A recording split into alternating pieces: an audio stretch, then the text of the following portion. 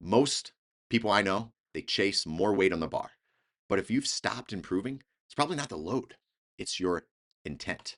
When we talk about training, we often default to one variable: volume. How much are we lifting? How many sets? How many reps? How heavy was it?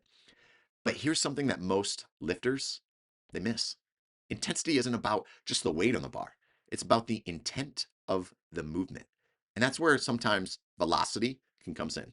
So, velocity tells us how much intent are we putting into every single rep. It's how fast we can move a given load, and it's the truest indicator of neuromuscular output. You can't fake bar speed.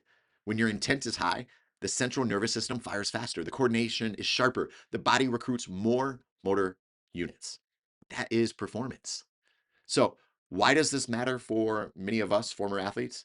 Because once competition ends, most people start training without any intent. They load up the bar, they lift, sure, they check the box, and they leave the gym. But the why behind each rep, it disappears. And over time, they stop progressing. Not because they're lazy. No, absolutely not. Because they're training without intent.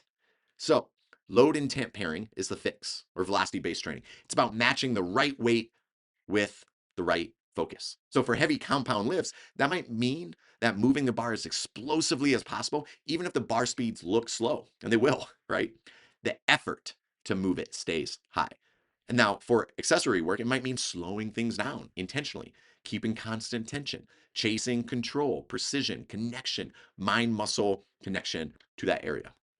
This is what separates training from exercise. See, exercise burns calories, but training builds capacity.